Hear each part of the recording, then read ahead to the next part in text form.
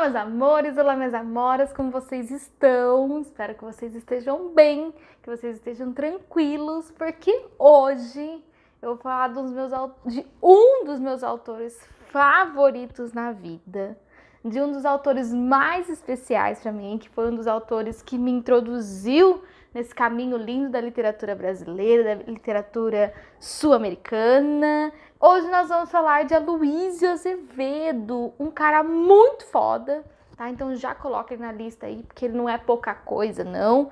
Uma pessoa à frente do seu tempo, com muitas críticas sociais em suas obras e autor de um dos meus livros favoritos da vida, que eu encaixo em praticamente tudo, que é O Cortiço, tá? Quem já foi meu aluno sabe que eu falo com muito carinho. Eu vou fazer um vídeo só apresentando os personagens do Cortiço, tá? Explicando melhor a relação entre eles. Esse vídeo vem daqui a pouquinho, tá? Daqui a pouquinho ele tá aqui no canal. Tô preparando ele com muito carinho, procurando fotos, procurando caricaturas, vocês vão entender o porquê, tá? E hoje eu vou apresentar um pouquinho da vida da Aloysio Azevedo, das suas características e vou apresentar um resumo, uma síntese de dois livros, as suas duas principais obras, que são O Mulato e O Cortiço, obviamente. Tá, meus amores? Então eu espero que vocês gostem. Tô fazendo com muito carinho esse vídeo, que eu tô até muito animada hoje, que eu gosto muito desse autor. E espero que não fique nenhuma dúvida, que vocês consigam entender toda a mentalidade da Aloysio Azevedo, ou parte dela, a gente já tá feliz, tá bom? Já comenta aqui, já deixa seu comentário, se inscreve, deixa seu comentário, deixa seu curtir pra eu ficar feliz, tá? E bora começar a parte 3 do realismo brasileiro. A gente vai até a parte 4, tá? Na próxima aula é Machado de Assis. Então eu vou falar do Dom Casmurro, vou falar de Memórias Póstumas de Brás Cubas, vou falar dos seus contos, mas hoje a aula é só do Aloysio.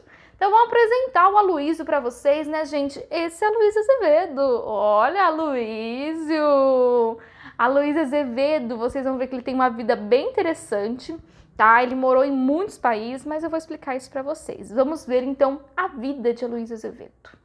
Meus amores, Aloysio Azevedo nasce em 1857, em São Luís, lá no saudoso Nordeste brasileiro, tá? E morre em 1913. Meus amores, Aloysio vem de uma família rica, abastada, tá? E teoricamente tradicional. Vou explicar o porquê o teoricamente, tá? O pai do Aloysio, ele é um vice-cônsul e depois ele vai ser um cônsul, então ele tem uma participação política muito importante, tá? Ele é do consulado e ele é português e ele vem para o Brasil trabalhar no consulado. Ok, gente? Deixa eu contar agora a história. A história do pai do Aloysio até que é ok, mas da mãe já é mais babadeira. Gente, a mãe do Aloysio casou com 17 anos, muito nova, tá? E o primeiro marido dela era extremamente violento, tá? Ele batia muito nela, ele cometia, além de violências físicas, outros tipos de violência, e ela acaba separando desse marido. Aí já é uma primeira polêmica, né, gente? Porque a gente tá falando de 1800 e pouco, tá? Obviamente que uma mulher separada, na época utilizava-se o termo desquitada, ia causar todo um alvoroço. Mas ela ainda era muito jovem, ok? E em uma das festas que aconteciam em São Luís, ela acaba conhecendo o pai do Aloysio. E eles se casam, obviamente não se casam da maneira tradicional, mas eles se unem e eles vão ter os filhos, entre eles Aloysio Azevedo. Tá? Então eles são de uma família rica, eles têm uma condição financeira muito alta para a época, se a gente analisar todo o contexto da época. Tá? Eles são tradicionais, eles são conhecidos na cidade, é uma família que tá nos círculos culturais, literários e políticos da cidade. Porém, essa tradicionalidade é um pouco mal vista pela sociedade pelo fato de ser o segundo casamento da mãe do Aloysio, tá? Aí ela fica o resto da vida com o pai. Meus amores, Aloysio tem uma educação completa, tá? Cursa a universidade, se forma, tá? E ele vai trabalhar como diplomata, então grande parte da vida dele, da vida adulta dele, ele atua como diplomata, até que, quando ele começa a atuar como diplomata, ele se afasta um pouco da literatura. Então, as principais obras do Aloysio foram escritas quando ele era jovem, tá? Porque quando ele entra nessa vida de diplomata e acaba indo para vários países que a gente vai ver, ele acaba se afastando um pouco da literatura e produzindo menos, tá? Mas ele também atua como caricaturista, e isso é algo muito, muito importante para a gente entender a literatura de Aloysio Azevedo. Então, ele fazia caricaturas para os jornais, ele atuou muito como caricaturista enquanto ele fazia faculdade no Rio de Janeiro, porque ele vai para o Rio de Janeiro cursar a universidade, e lá ele acaba trabalhando para grandes jornais da época, fazendo caricaturas, fazendo charges. Tá? É muito parecido das charges que a gente encontra atualmente no jornal. E isso é uma característica muito forte do Aloysio também na sua literatura. Então, vários dos personagens de Aloysio Azevedo, eles são construídos através de caricaturas. Então, a gente percebe que ele tem características muito exageradas, tá? Isso é uma característica do autor e da forma como ele escreve e explora a sua literatura.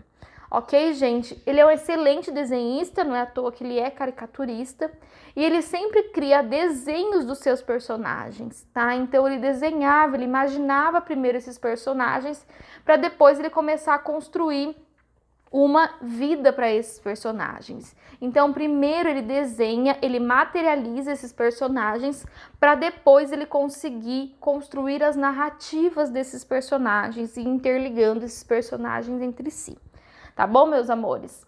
Ele faz uma caricatura social, então ele analisa a sociedade e vai criar os seus personagens caricaturados da sociedade, mas também da política. Aqui ele se aproxima muito da charge, tá? Que é aquela ironia política através do desenho, através das tirinhas.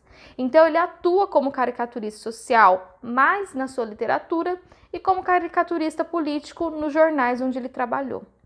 O Aloysio, meus amores, ele é muito influenciado por dois outros grandes escritores europeus, que é o Zola, tá? Que é um escritor francês realista, muito famoso, tanto que o Cortiço, ele é meio que inspirado em uma obra de Zola, e o Eça de Queiroz, que a gente já viu, um realista português extremamente importante.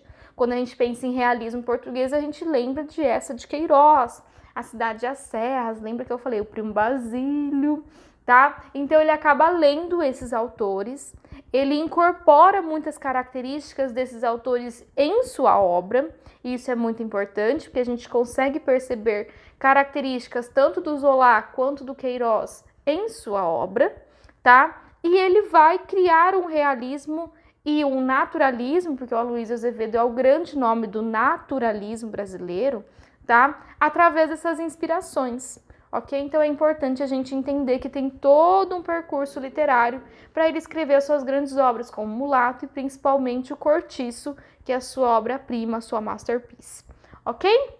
Gente, aqui é uma característica, é uma curiosidade. Alô, alô, focalizando da literatura! Gente, o Aloysio, ele é conhecido como o Satanás da cidade de São Luís. Tá um apelido carinhoso, tá? Que a sociedade deu para tio Aloysio. Por quê? Vou explicar. Gente, quando o Aloysio Azevedo publica o Mulato, vocês vão ver que o Mulato é um romance extremamente escandaloso, tá? Ele causa muito, ele é muito polêmico. E quando ele publica lá em São Luís ainda, tá? Ele é rechaçado pela sociedade. E a sociedade fala que ele é um satanás, que ele veio aqui para instaurar o ódio, o terror, tá, gente? Uma sociedade extremamente tradicional e religiosa. O Aloysio fica um pouco abalado, tá? Afinal, não é um apelido muito bacana, ok? E ele acaba vindo não, porque eu não tô no Rio de Janeiro, indo para o Rio de Janeiro, tá? Lá o Mulato é muito bem aceito, é muito bem recebido, e lá ele encontra forças para se reerguer, para bancar o livro que ele escreveu e ainda para escrever o Cortiço, ok? Então o Cortiço é inspirado em um cenário do Rio de Janeiro. Então, meus amores, ele foi conhecido como Satanás da cidade de São Luís, um apelido nada carinhoso, tá? Porque realmente a sociedade de São Luís não estava preparada para as críticas que o Aloysio Azevedo colocou principalmente na sua obra O Mulato, tá? O Cortiço tem críticas? Tem, mas eu acho o Mulato um pouco mais forte, um pouco mais delicado, tá? Ele é mais mais crítico na construção da sua narrativa mesmo. Ok, gente? Eu tô para dizer que a sociedade até hoje não está pronta para a crítica de O Mulato e o Cortiço. Ok? Até hoje, ele ainda vai incomodar principalmente os mais conservadores. Tá? Isso é uma característica do Aloysio, ele tá aqui para romper barreiras mesmo e para estourar a boca do balão. Não é à toa que é um dos meus favoritos da vida. Vamos para as características para a gente entender um pouquinho como que o Aloysio Azevedo constrói as suas narrativas. Meus amores, quais são as características? Aloysio só escreve romances naturalistas, ok? Então, o que é o naturalismo? Ele pega o realismo e ele exagera o realismo. Isso é uma definição simplória, tá, do naturalismo. Então, ele é o maior naturalista brasileiro. Assim como a gente coloca o Machado de Assis como o maior realista brasileiro, tá? Ele cria romances de folhetins, isso é importante a gente entender, que os romances dele são romances onde os capítulos são semi-independentes, porque eles eram publicados em jornais, então você vai unindo, tá? Assim como a Falência da Júlia Lopes de Almeida, assim como o Memórias de Milícias, do Almeida, tá? Era característica da época, tá? Era muito comum na época escrever assim. Ok, meus amores? Ele cria personagens caricaturados, lembra que ele fazia caricatura? Obviamente ele vai criar os personagens também baseada nessa caricatura. O que significa isso? As características do personagem são exageradas. Então todos nós, tá? Temos características que nos definem, que são mais exaltadas, que aparecem mais. É que vocês não estão me vendo, ok? Mas se vocês estivessem me vendo, vocês perceberiam que eu sou uma pessoa extremamente pequena, ok? Então isso é uma característica que logo bate, tipo, nossa, ela é muito pequena, tá? Então provavelmente uma caricatura minha seria uma caricatura pequenininha, porque exalta a característica que mais se destaca. Outra característica que se destaca bastante na Marininha aqui é a voz um pouco estridente, um pouco alta, porque quando você vê uma menininha, tá? Não tão mais menininha, bem mais velha, tá? Mas uma menininha bem pequenininha, com seu 1,53, 52, depende da régua, tá? Andando, você nunca que vai imaginar de primeira que ela vai gritar, que ela tem uma voz alta, tá? Então isso é outra coisa que se destaca. Então a minha caricatura provavelmente seria isso, tá? Pequena, mas com a voz falando muito alto. Então você pega a característica que mais aparece e você destaca essa característica, tá? Isso é fazer uma caricatura, ok? Então quem tem, por exemplo, as bochechas grandes, tipo eu aqui, a bochecha ela cresce. Quem tem os olhos grandes, os olhos também são desenhados maiores. Quem tem a boquinha pequenininha, tá? A boquinha fica menor ainda. Isso é caricatura. A gente pode fazer uma caricatura física, mas também a gente pode fazer uma caricatura interna, ok? Que mais interno do interno se destaca em você, tá? Então é só timidez? Não, não é. É a minha expansividade, sou muito expansivo. Então ele pega as características desses personagens que ele cria, tá? E ele exagera essas características. Então vocês vão ver que quando eu falar, por exemplo, do Cortiço, que tem a Rita Baiana. A Rita Baiana ela é muito bonita. Então, o que ele cria? Ele cria a mulher mais bonita que ele já imaginou na vida dele, tá? Então, ela é tão bonita, mas tão bonita que todos os homens a querem, tá, gente? Isso, obviamente, é exagerado, tá? Então, ele vai pegar esse exagero e ele vai colocar em todos os personagens. Pelo contrário, ele cria personagens que a gente chama de personagens rasos. O que são? Ele não vai ficar se aprofundando muito no sentimento do personagem. Isso vale principalmente para o Cortiço. O Cortiço, ele é muito mais dos atos, das ações, do que uma análise psicológica dos personagens. Então, nisso ele se difere, por exemplo, do Machado de Assis. O Machado de Assis, quando a gente lê Dom Casmurro, gente, o Machado de Assis, ele destrincha o sentimento do Bentinho. Ok? Ele mostra tudo que tem que mostrar, desde a possível loucura até o amor totalmente extremo que ele tem pela Capitu, tá? O ciúme doentio que ele tem pela Capitu. O Aloysio não. Ele prefere criar personagens um pouco mais rasos, que não se aprofundam tanto e que dão enfoque para a ação. O importante no Aloysio Azevedo é a ação, ok? O que você faz, o que você fala, como você age. Sempre lembrem disso, tá? Determinismo, isso é muito importante porque era uma visão de mundo muito forte na época. O meio que você nasce determina quem você é. Então, dependendo do seu ao redor, você será de um jeito. E a gente percebe isso muito forte no cortiço, tá? Então, as pessoas que moram no cortiço, elas são modificadas pelo cortiço e o cortiço transforma elas e o cortiço meio que guia elas, tá? Então, determinismo é isso. Tudo bem, gente? E ele fala muito das doenças sociais. O que são as doenças sociais? São os preconceitos, são as violências, tá? Então, desde racismo, machismo, tá? Homofobia, transfobia. Ele fala da ganância humana, da corrupção. Tudo isso, para Luiz Azevedo, são as grandes doenças da sociedade. E ele vai criticar essas doenças, mas ele demonstra em várias obras, inclusive no Mulato e inclusive no Cortiço, que muitas vezes os doentes sociais acabam vencendo no final, tá? Mas eu vou falar isso um pouquinho mais pra frente. Tudo bem até aqui, gente? Sim? Então vamos seguir, vamos falar do Mulato, uma obra maravilhosa. Gente, o Mulato é publicado em 1881, tá? E ele conta a história de um personagem que tem o pai branco, o pai é português, então ele tem origem europeia, e a mãe é negra, a mãe é ex-escrava, ok? Esse pai e essa mãe têm um relacionamento e a gente não consegue entender muito bem se é um relacionamento 100% consensual, até porque ela era escrava, tá? Da fazenda do pai. Esse pai é casado, ele tem uma mulher, então ele tem uma família, ok? Mas ele mantém um relacionamento com a escrava, ok? Com a mãe do personagem principal. Não vou ficar me aprofundando em nomes, tá? Porque eu vou fazer um vídeo mais aprofundadinho sobre o Mulato, aí eu junto com o Cortiço, tá? Então, o que acontece? A mulher, tá? A oficial, vendo que o pai tem um relacionamento um pouco mais íntimo com a escrava, tá? E tem um relacionamento muito próximo com o filho dela, que é o nosso personagem principal, começa a se incomodar. E ela pede para o padre, amigo da família, tá?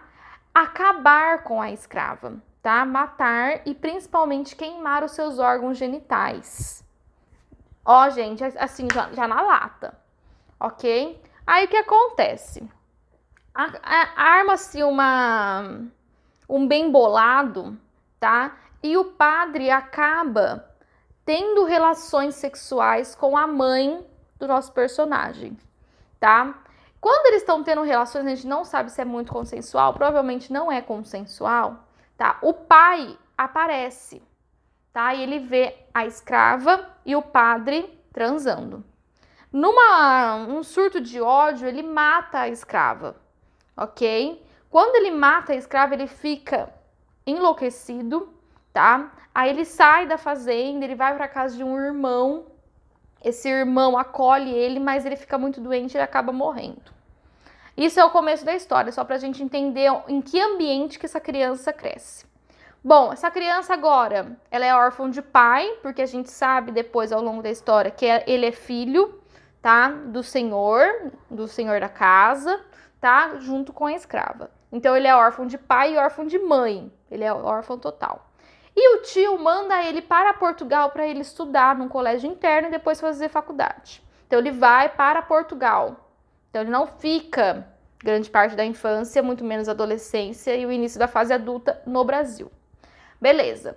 Estuda, faz faculdade, se forma como um grande advogado. Aí ele decide voltar. Ele volta para São Luís, tá? Ele vai ficar na casa do tio, obviamente. E quando ele chega na casa do tio, ele encontra a prima. E eles se apaixonam perdidamente, tá? Ele principalmente. A prima, a gente tem um pé lá, um pé cá com a Ana. Bom, gente, obviamente essa prima tá prometida, tá? Ela tá prometida para uma outra pessoa. E na casa mora o padre, tá? Não é padre, mas é só pra gente entender. Ele tem um outro título, mas é um padre, ok? Gente, obviamente o pai, o tio não quer esse casamento, a pessoa que a menina tá prometida também não quer e o padre também não quer pelo fato dele ser mestiço, dele ser mulato, vem daí o nome do livro, ok? Gente, acontece mil e uma coisas, eles combinam de fugir, aí na fuga, o padre e o noivo dela pegam ele. Aí o que é importante a gente entender? Que o noivo vai matar o mulato, vai matar o mestiço, ok? A menina estava grávida do primo, tá? Ela faz um aborto, gente, olha só as polêmicas, a gente tá falando de 1800 e pouco, tá? Ela faz um aborto e logo após o aborto ela casa com o noivo dela, tá? E esse é o final da história. Então a gente percebe que nessa história, que não é, ela tem muitas reviravoltas, mas é uma história relativamente simples, a gente tem a temática do racismo muito forte, tá?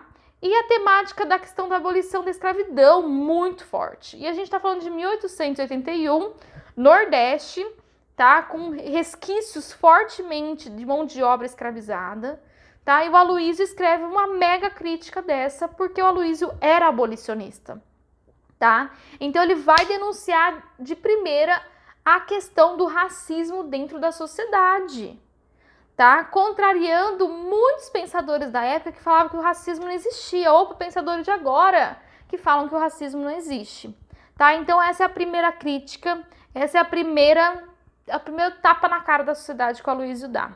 O segundo tapa na cara é a questão da temática dessa igreja corrupta, tá? Essa igreja que se tiver que matar, mata, se tiver que ter relações sexuais, mesmo não podendo, tem, tá? Então é a corrupção dentro da igreja que vai totalmente contra os dogmas e as verdades que ela transparece para o público, para os fiéis, tá? Segundo tapa na cara. E o terceiro tapa na cara é a questão dessa moral corrupta da sociedade, que ele vai denunciar que a sociedade é uma sociedade corrupta, é uma sociedade que mata, que rouba, que mente, que arma, ok? Então são 3 tapas na cara assim, tá? De maneira muito crua, muito direta, e é por isso que o livro não foi bem aceito na sociedade de São Luís. Além disso, fala-se, tá? Que os personagens retratados no Mulato, tá? São personagens reais. Então, que você conseguia na época que você lia o livro, então vamos supor que o livro é publicado em 2020, tá? E o livro vai falar de um presidente que tem uma família, tá? Nessa família tem 4 filhos, os filhos são denominados por números. Gente, a gente consegue fazer uma relação com o presidente Bolsonaro e com seus 4 bonitinhos filhos, tá? Bonitinhos foi irônico, só vou deixar um claro aqui, tá? Então, gente, a sociedade conseguia fazer relações, tá? E isso causou ainda mais, muito mais do que a temática do livro, tá, gente? É importante a gente perceber que nesse livro tem a quebra do final feliz, ok? Não existe final feliz, até porque ele morre. A única pessoa boa, tá? Morre, tá? Ele não vive o amor. Falam que a prima não amava ele, ela queria ter relações apenas com ele, tá? Tanto que vários dos momentos sexuais do livro, tá? Não tem sexo explícito, mas tem insinuações, são bem animalescas, tá? Não é um relacionamento tratado de uma maneira delicada, como os livros antigamente tratavam, tá? Um amor puro, um amor bonito, um amor bondoso. Não, é bem animalesco, bem voltado para o instinto animal, tá? E é um romance, obviamente, extremamente polêmico, ok? Tudo bem até aqui? Vamos falar rapidinho do Cortiço agora. Eu não vou me aprofundar no Cortiço, porque o Cortiço vai ter um vídeo só para ele. Vamos lá, meus amores. O Cortiço é publicado 9 anos depois, em 1890, e a gente tem que entender primeiro que o Cortiço é um conjunto de muitas histórias, tá? São várias histórias, e todas essas histórias se passam no Cortiço ou na casa ao lado do Cortiço, que é o casarão, que é o sobrado, tá? O sobrado é quando tem 2 andares.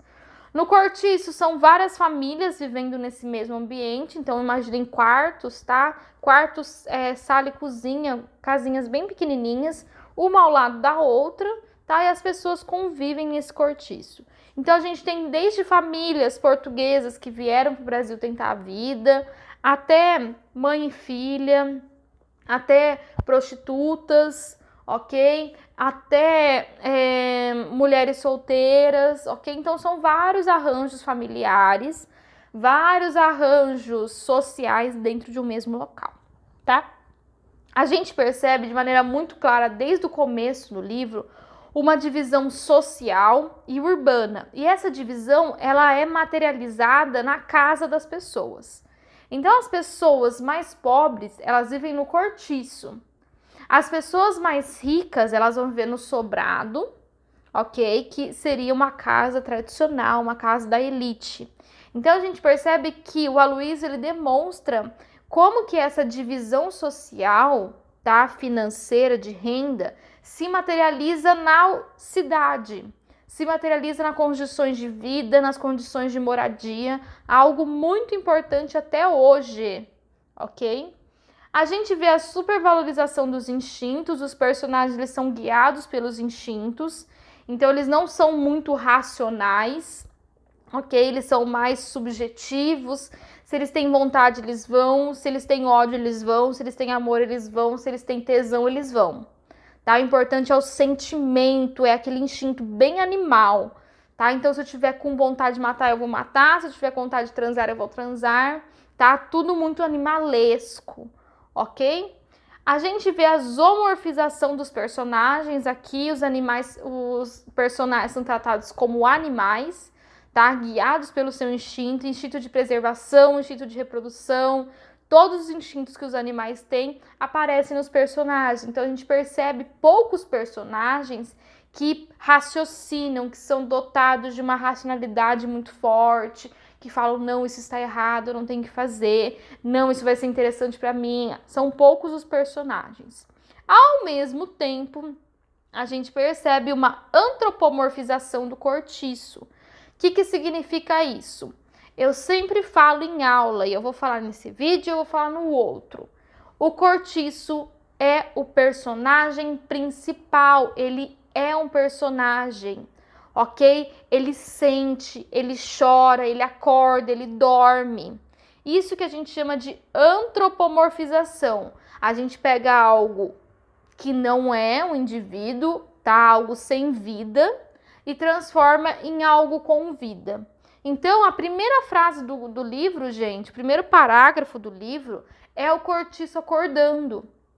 E a maneira como o Aloysio descreve esse cortiço acordando, gente, é perfeito, uma pessoa acordando.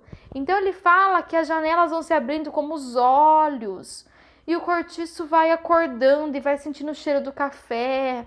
E os barulhos começam como se fosse uma pessoa acordando mesmo, fazendo os primeiros barulhos, levantando, se espreguiçando, abrindo os olhos, tá? Então o cortiço, ele é o personagem principal.